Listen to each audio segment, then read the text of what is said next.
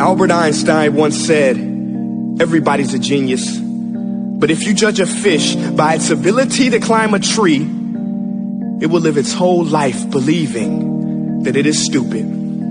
Ladies and gentlemen of the jury, today on trial we have modern day schooling. Glad you could come. Not only does he make fish climb trees, but also makes them climb down and do a 10-mile run. Tell me, school, are you proud of the things you've done? Turning millions of people into robots, do you find that fun? Do you realize how many kids relate to that fish? Swimming upstream in class, never finding their gifts, thinking they are stupid, believing they are useless? Well, the time has come, no more excuses. I call school to the stand and accuse him of killing creativity, individuality, and being intellectually abusive. He's an ancient institution that has outlived his usage. So, Your Honor, this is his usage statement, and if I may present the evidence of my case, I will prove it. Proceed. Exhibit A. Here's a modern day phone. Recognize it? Here's a phone from 150 years ago. Big difference, right? Stay with me. Here's a car from today. And here's a car from 150 years ago.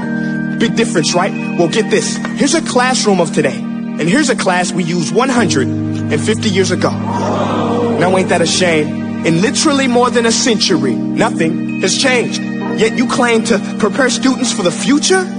But with evidence like that, I must ask, do you prepare students for the future or the past?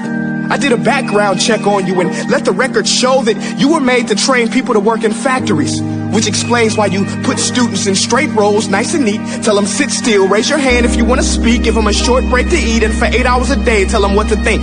Oh, and make them compete to get an A. A letter which determines product quality, hence grade A of meat.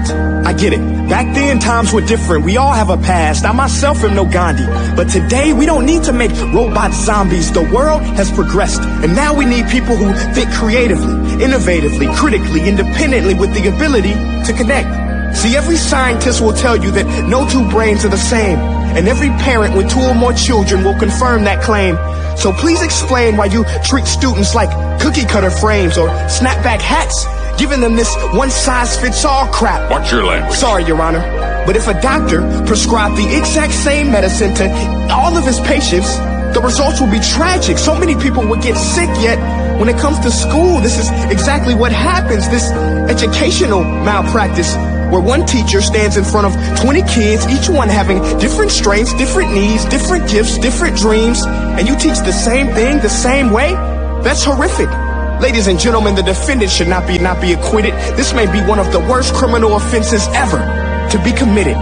And let's mention the way you treat your employees. Objection. Overruled. I want to hear this. It's a shame. I mean, teachers have the most important job on the planet, yet they're underpaid? No wonder so many students are short-changed. Let's be honest. Teachers should earn just as much as doctors, because a doctor can do heart surgery and save the life of a kid. But a great teacher can reach the heart of that kid and allow him to truly live. See, teachers are heroes that often get blamed, but they're not the problem. They work in a system without many options or rights. Curriculums are created by policymakers, most of which have never taught a day in their life.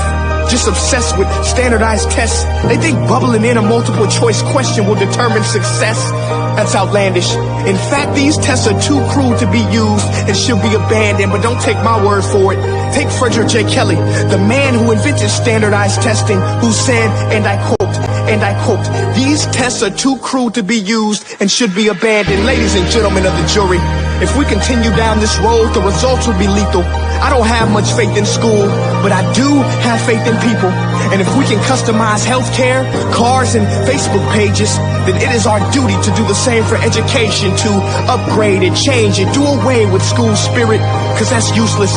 Unless we're working to bring the spirit out of each and every student, that should be our task. No more Common Core. Instead, let's reach the core of every heart in every class. Sure, math is important, but no more than art or dance. Let's give every gift an equal chance. I know this sounds like a dream, but countries like Finland are doing impressive things. They have shorter school days. Teachers make a decent wage. Homework is non-existent, and they focus on collaboration instead of competition. But here's the kicker, boys and girls. Their educational system outperforms every other country in the world. Other places like Singapore are succeeding rapidly. Schools like Montessori, programs like Khan Academy. There is no single solution, but let's get moving. Because while students may be 20% of our population, they are 100% of our future. So let's attend to their dreams, and there's no telling what we can achieve. This is a world in which I believe, a world where fish are no longer forced to climb trees. I'll rest my case.